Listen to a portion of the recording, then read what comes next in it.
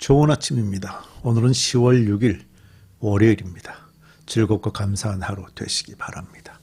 자, 역대하 18장 또 19장 11절까지 말씀, 어제와 오늘 말씀 함께 볼 생각입니다. 솔로몬의 지혜와 부귀영화는 스바 여왕과 같은 이방인들로부터도 찬사를 받았었죠. 또 솔로몬은 결혼으로 동맹을 맺곤 했었는데요. 이 문화가 이제 그의 후손으로 이어졌습니다. 특히 본문에 나오는 이 여호사밧이 이를 그대로 흉내냈는데, 이런 방법으로 동맹을 맺으면 전쟁을 하는 것보다는 좀 낫지 않겠는가 하는 생각을 했던 것 같습니다. 그러나 이런 정책은요, 하나님의 인정을 받지 못했습니다. 바로 여호사밧이 그것을 보여주는데, 함께 우리 여호사밧을 보겠습니다. 오늘 내용이 굉장히 길어요. 그래서 좀 읽는데 더 집중을 하도록 하겠습니다. 역대하 18장 1절입니다. 예언자 미가야가 아합 왕에게 경고하다. 1절. 여호사밧은 재물을 많이 모으고 큰 영예를 얻었다. 그는 아합 가문과 혼인의 유대를 맺었다. 몇 해 뒤에 여호사밧이 사마리아로 가서 아합을 방문하니 아합이 여호사밧과 그를 수행하는 사람들을 대접하려고 많은 양과 소를 잡았다. 아합은 여호사밧에게 함께 길르앗 라못을 치러 올라가자고 제안하였다. 이스라엘의 아합 왕이 유다의 여호사밧 왕에게 물었다. 길르앗의 라못을 치러 나와 함께 올라가시겠습니까? 여호사밧이 대답하였다. 내 생각이 바로 임금님의 생각이고 내가 통솔하는 군대가 곧 임금님의 군대입니다. 우리는 임금님과 함께 싸우러 나가겠습니다. 자, 여기까지만 봐도 이제 북이스라엘의 아합 왕이 남쪽 유다의 여호사밧 왕에게 같이 전쟁을 하러 나가자고 얘기하는데, 그 남쪽 유다의 그 왕의 대답이 자신의 생각이 북쪽의 왕의 생각이고, 또 내가 통솔하는 군대가 바로 북쪽 왕의 통솔하는 군대라고 얘기하는 거 보면 대개 이런 경우는 나라와 나라기 때문에 한쪽이 이렇게 상당히 굴복하고 들어가는 그런 형태를 보여주죠. 사실 지금 이렇게 서로 독립된 나라로서 부딪히는 것이 아니라 남유다가 이미 머리를 숙이고 있는 걸 볼 수 있어요. 4절. 그러면서도 여호사밧은 이스라엘 왕에게 말하였다. 그러나 먼저 주의 뜻을 알아봄이 좋을 듯합니다. 그러자 이스라엘 왕은 400명이나 되는 예언자들을 모아놓고 그들에게 물었다. 우리가 길르앗의 라못을 치러 올라가는 것이 좋겠어? 아니면 그만두는 것이 좋겠어? 그러자 예언자들이 대답하였다. 올라가십시오. 하나님께서 그 성을 임금님의 손에 넘겨주실 것입니다. 그러니까 왕이 듣고 싶어하는 대답만 해주는 가짜 예언자들입니다. 6절.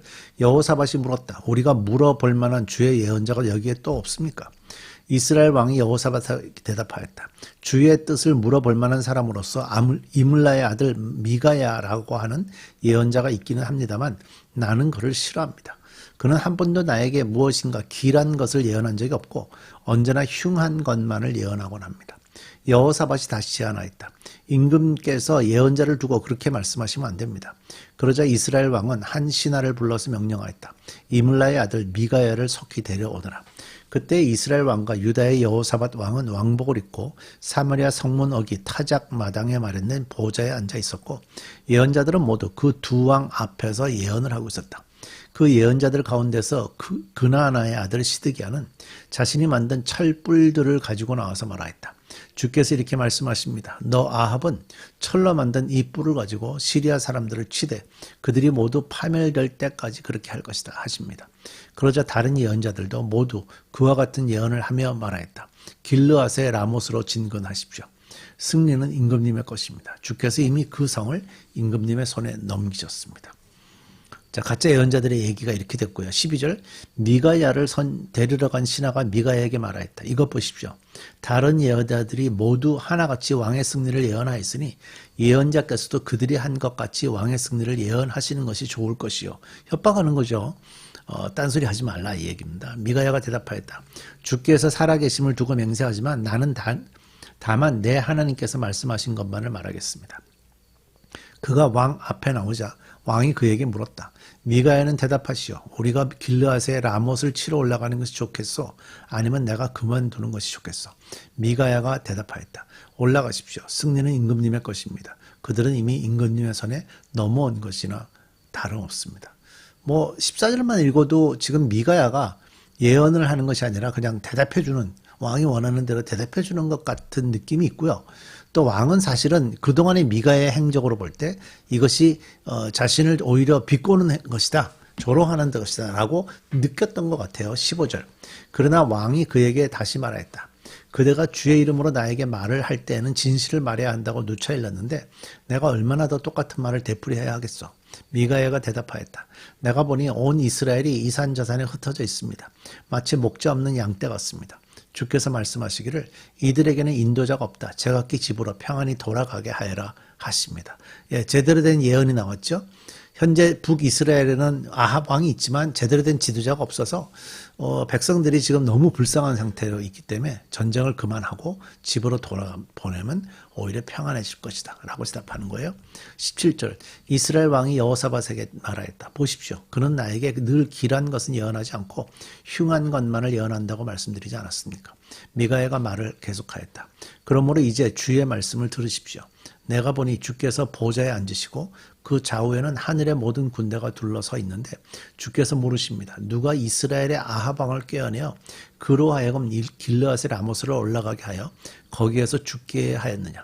그러자 그들은 이렇게 하자 또는 저렇게 하자 저마다 자기들의 의견을 내는데 한 영이 주 앞에 나서서 말합니다.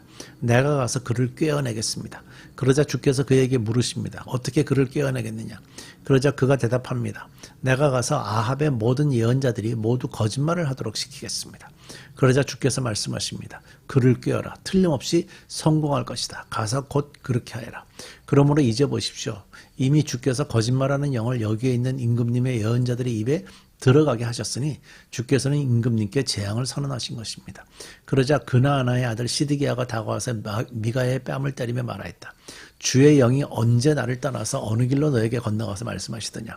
미가야가 대답하였다. 내가 골방으로 들어가 숨는 바로 그날에 너는 모든 것을 알게 될 것이다.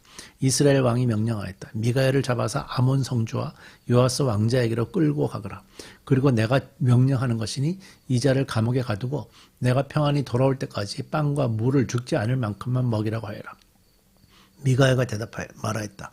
임금님께서 정말로 평안히 돌아오실 수 있다면 주께서 나를 지켜서 이런 말씀을 하지 않으셨을 것입니다. 미가야는 한마디 더 붙였다.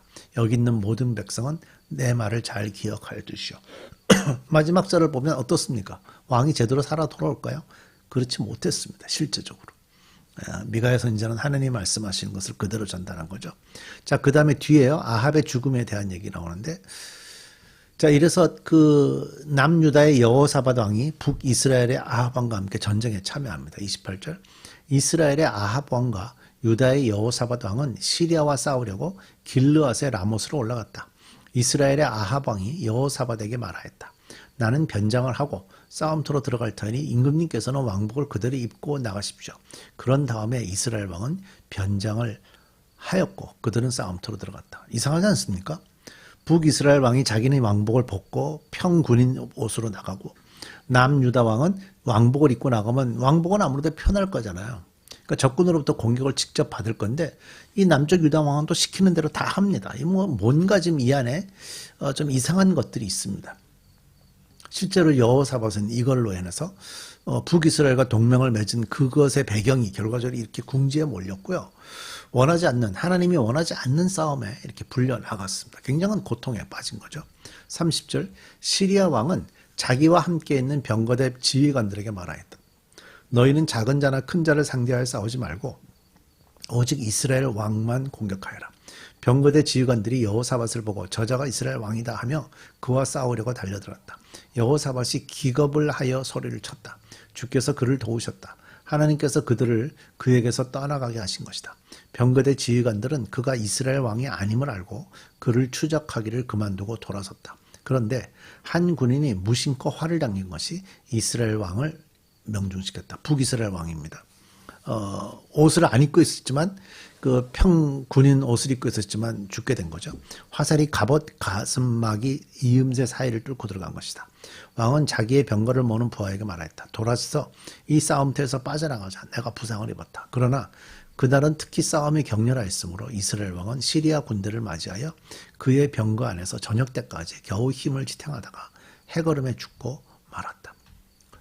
자, 지금 상황이 아주 이상하죠. 이상하지만 여호사밧은 그 말 그대로 따라서 이렇게 전쟁에 나갔는데요. 적군들이 아무래도 왕복을 입고 있으니까 거기다 집중 공격을 했겠죠. 그랬더니 여호사밧이 기겁을 하여 소리를 쳤답니다. 그랬더니 하나님이 도와주신 거예요. 그래서 그 상황이 정리가 됐어요. 뭐 어떤 사람들은 이게 왜 상황이 잘 기록이 되지 않느냐. 전쟁에서 일어난 일을 어떻게 이렇게 모든 거를 100%다 기록을 하겠습니까? 그냥 있었던 일들을 기록을 하는 거니까 저는 이 기록이 더 좋다고 생각을 하고요. 하나님이 어찌됐든 당신의 종을 버리지 않았어요. 왜 버리지 않았냐.